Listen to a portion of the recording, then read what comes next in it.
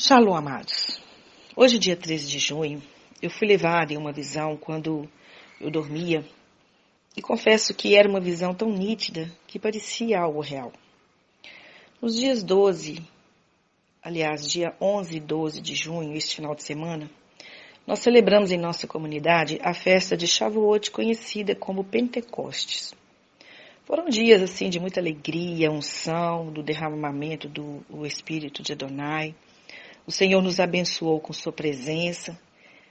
E na madrugada do dia 13 eu tive um sonho, o qual eu queria relatar aqui como uma mensagem de alerta e de preparação para você que faz parte do corpo do Messias Yeshua. Eu estava na esquina da rua onde moro e conversava com uma pessoa que estava perdida por ali. Ela foi embora e agora eu ali sozinha, olhando ainda aquela pessoa seguindo a rua, até que ela sumiu. Quando ouvi uma voz por trás de mim, que me fez paralisar, e eu não conseguia olhar para ver quem era. Mas essa voz me disse assim: não te assombres com o que eu vou te dizer e te mostrar, pois esta visão está para acontecer muito em breve, quando a palavra de Joel e também Atos 2, 17 e 21 diz. Eu vou ler o texto da palavra para que os irmãos entendam.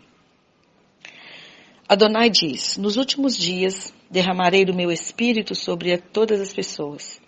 Seus filhos e filhas profetizarão. Seus jovens terão visões, os velhos terão sonhos, até mesmo sobre os escravos, homens e mulheres, derramarei do meu espírito naqueles dias, e eles profetizarão. Realizarei milagres em cima no céu e sinais embaixo na terra. Sangue, fogo e fumaça espessa. O sol escurecerá, e a lua se transformará em sangue, antes do grande e temível dia de Adonai. Todo aquele que invocar o nome de Adonai será salvo. Essa palavra foi falada pelo profeta Joel e agora proferida pelo apóstolo Pedro.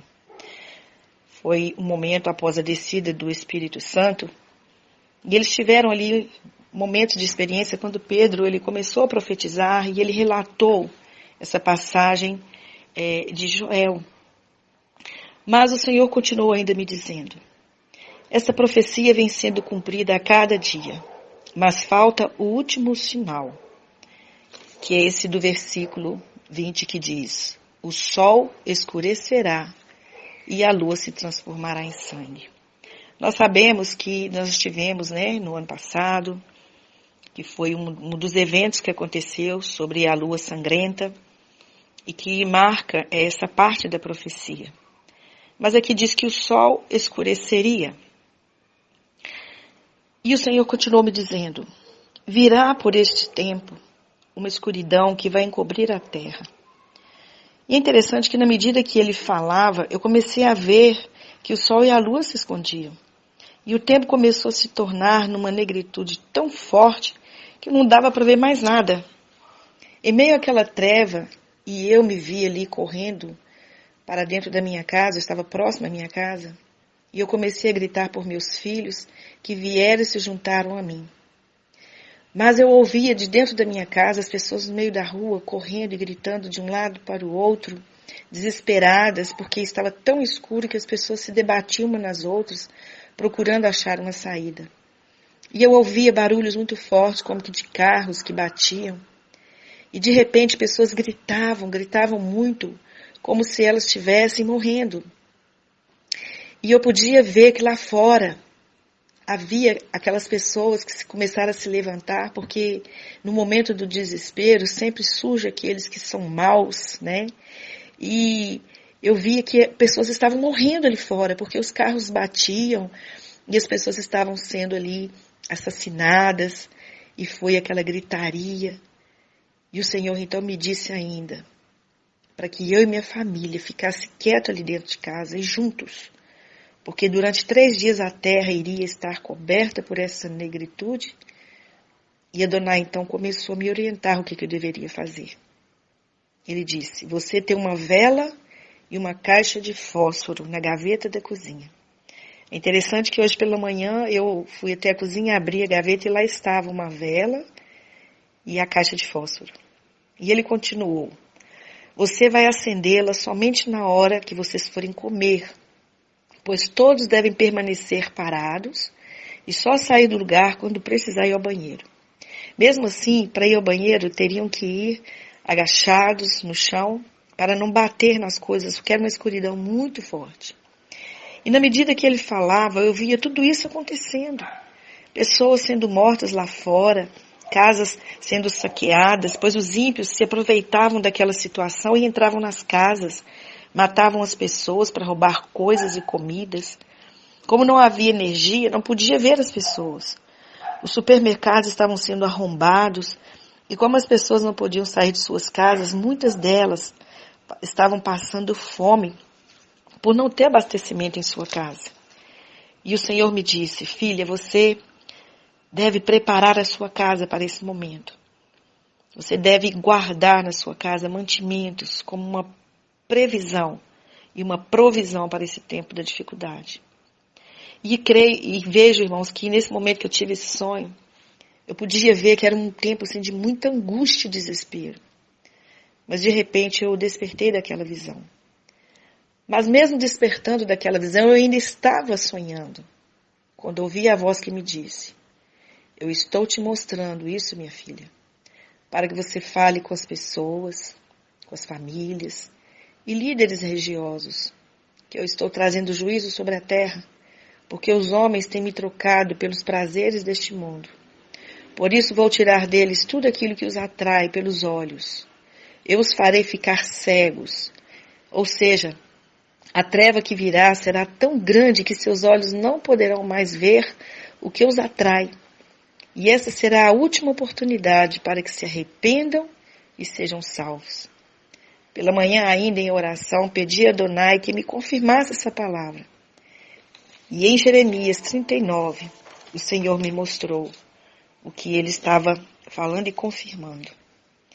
Em Jeremias 39 diz assim, no ano 9 de Zedequias, rei de Judá, no mês 10º, veio Nabucodonosor, rei de Babilônia, e todo o seu exército contra Jerusalém a cercaram.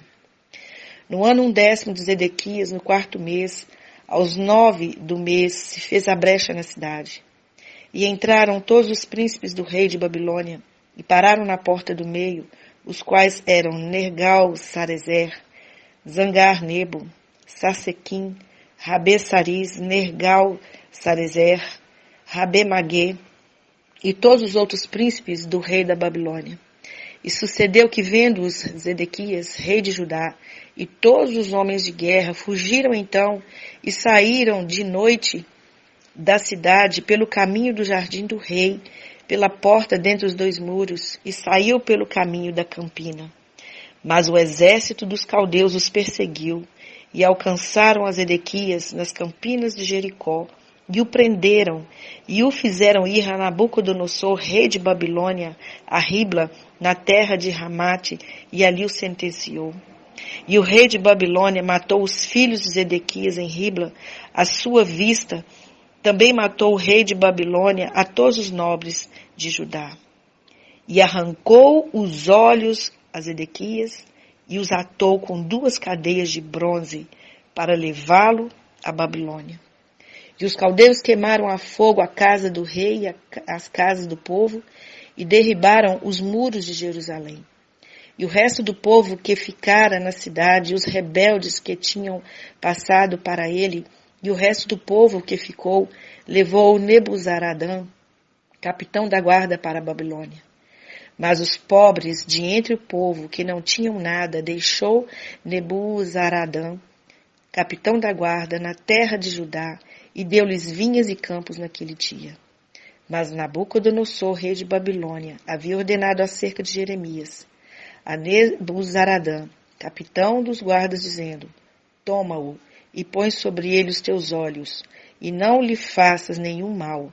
Antes, como eu te disser, assim procederá para com ele.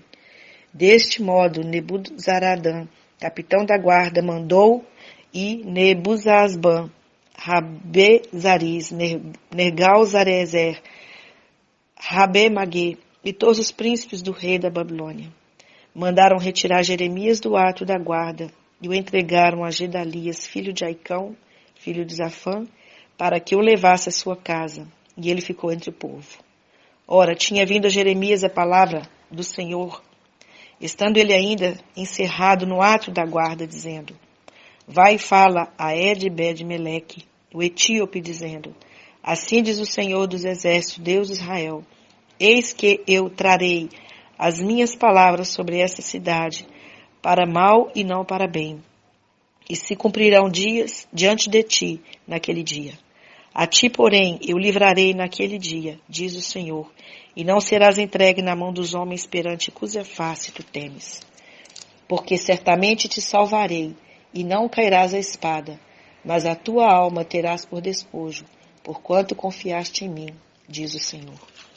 Então, queridos, por meio dessa palavra, o Senhor confirmou que, por causa do ímpio, por causa da transgressão, por causa da desobediência, o rei Zedequias não quis ouvir o profeta. E o que aconteceu com ele? Os seus olhos foram arrancados, sua família foi morta. Mas só restou o profeta, e o profeta foi guardado. Então eu quero deixar essa palavra para você. Aqui não é a Emily que está falando, mas é pelo Espírito de Adonai que eu falo essas palavras.